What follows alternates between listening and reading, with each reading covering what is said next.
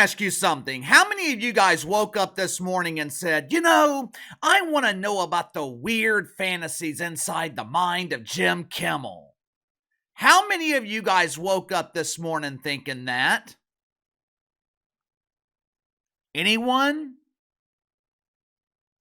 I don't know about you guys, but I don't want to know about Jim Kimmel's fantasies and the off chance that they involve beautiful women. I damn sure don't want to know about Jim's fantasies when he is fantasizing about another dude, especially when that dude is the prime suspect in a heinous crime, a crime that my friends in Bone Thugs and Harmony used to refer to as red rum. When it comes to stand-up comedy, or any comedy for that matter, I'm of the mindset that nothing is off limits. I feel the same way about battle rap. There are certain areas of entertainment where it's just understood that disrespect is acceptable. It's understood that you have more liberties to say things that wouldn't necessarily be acceptable to say in normal, everyday conversation.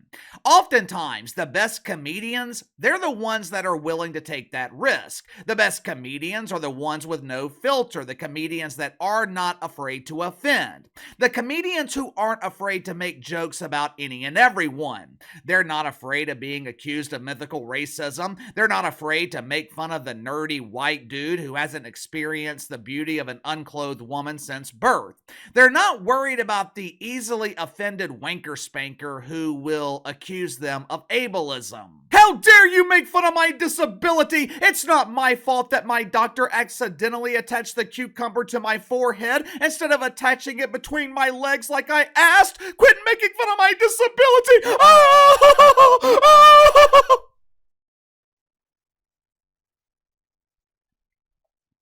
Even though a small, minuscule, very, very tiny portion of the population is offended by mean jokes, the vast majority of people are fine with it. Vast majority of people, who in this case would be referred to as adults, they know the difference between comedy and reality. They know the difference between making jokes and being malicious. Tuesday night, on his late night dump that is barely clinging to life, Jim Kimmel opened the show by making jokes about United Healthcare CEO Brian Thompson. More specifically, Jim was making jokes about the suspected killer in the case, Luigi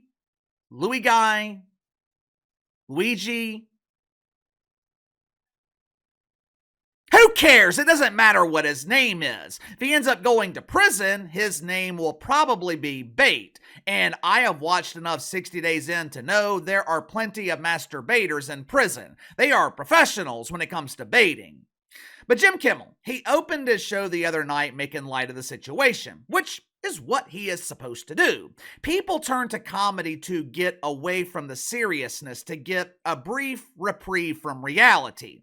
Jim Kimmel was just doing his job, which is fine. I mean, he sucks at it. He's arguably the worst late-night host in the history of late-night television. But at least he was trying to do his job. My problem with Jim isn't that he was joking about a serious situation. My problem with Jim Kimmel and just about every other host in late night not named Jon Stewart, the comedy only goes one way. The jokes are only made when deacons at Woke United Methodist say it's appropriate. During his opening monologue the other night, Jim Kimmel, he once again exposed the hypocrisy in late night television. Make sure to like and subscribe. You can follow me on Twitter at KC_BTL84. Let's go and get to the sponsor for today's video, my good friends over at Fluffernoggin. Holiday season again, which means it's time for stuffing faces and arguing with family disgraces who mistakenly believe that Jim Kimmel is a comedian instead of a grade A doofus. Over the next few weeks, you'll be eating turkey and ham, but one thing that is often overlooked during the holidays is the snacks.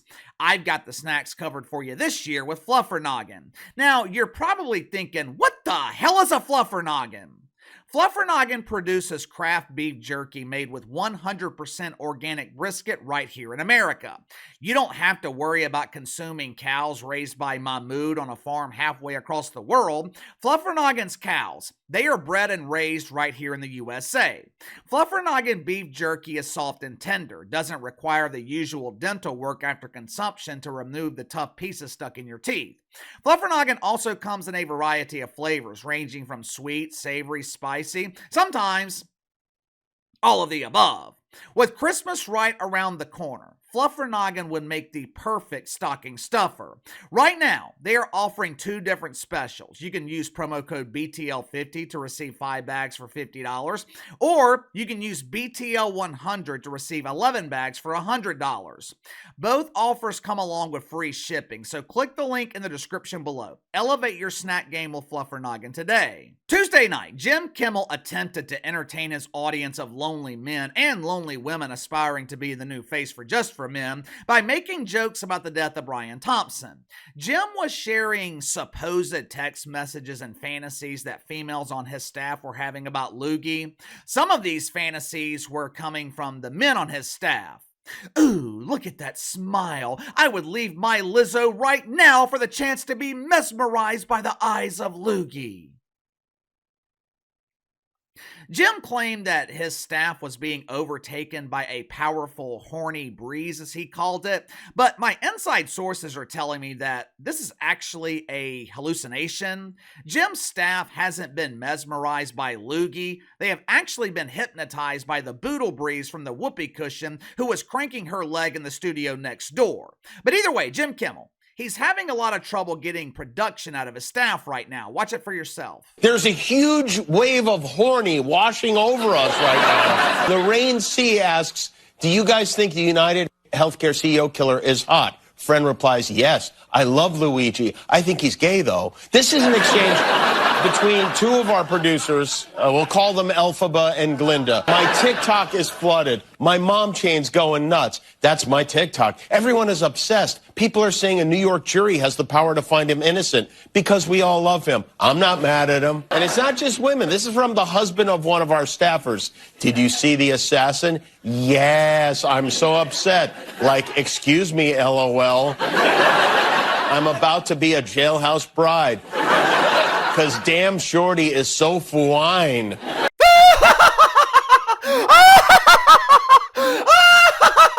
Oh, Jim!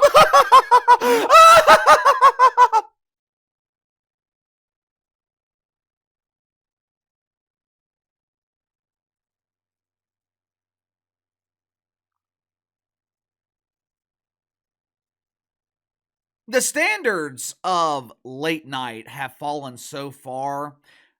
What you just watched, that would actually be considered a decent segment. 10, 15 years ago, ABC, they would not broadcast that garbage. They would make Jim reshoot his entire monologue. They would not be willing to pollute the airways with that trash. But judging by the substandards of today, that was a decent monologue by Jim Kimmel.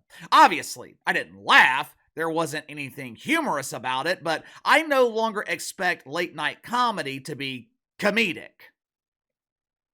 Again, I don't have a problem with Jim Kimmel making light of the situation. My problem with Jim Kimmel and late night in general, it doesn't work both ways.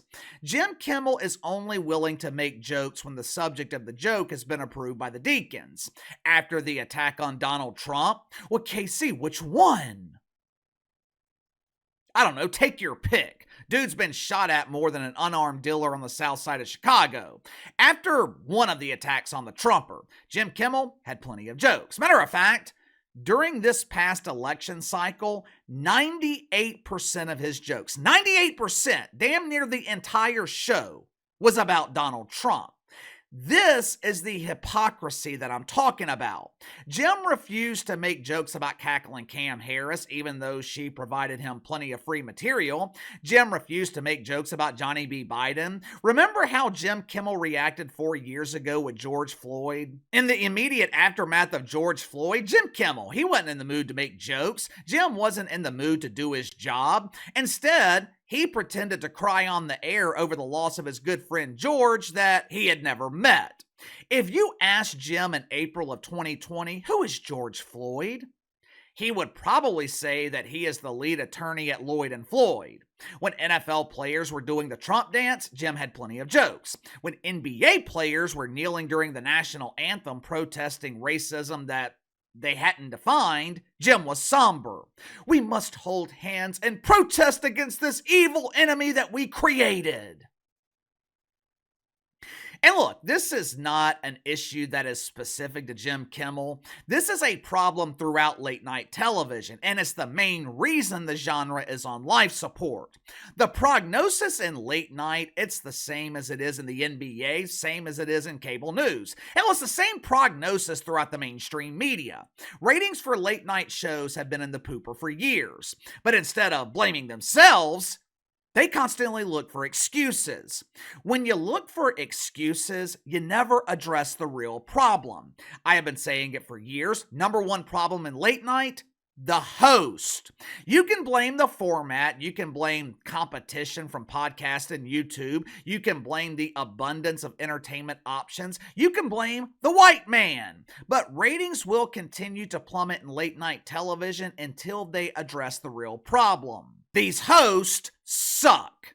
I'm not saying you gotta replace Jim Kimmel with a right-wing comedian. I'm saying you have to replace Jim Kimmel with an actual comedian, someone who is not afraid to make fun of both sides. I don't agree with John Oliver politically. I don't agree with Bill Maher or Jon Stewart, but I watch them. Why? Well, for one, they're entertaining, and two, they're not worried about feelings. They're not worried about offending the easily offended. They'll take shots at Donald Trump. They'll make jokes about Johnny B. Biden. They'll make fun of cackling Cam Harris. It's a balanced approach. And when you have a balanced approach, you're able to keep things fresh. Late night has become stale because you're listening to the same jokes over and over and over. 98% of the jokes were about Donald Trump. Jim Kimmel has been making fun of the same dude for 8 years. Eventually, you run out of material. Eventually, it becomes repetitive and stale. Give me your thoughts on this. Did you have a problem with Jim Kimmel making light of the United Healthcare situation? I thought it further highlighted the hypocrisy in late night television. What about you? Sound off in the comments below. Best way to contact me is through email, btlkc84@gmail.com. I'll see you guys later.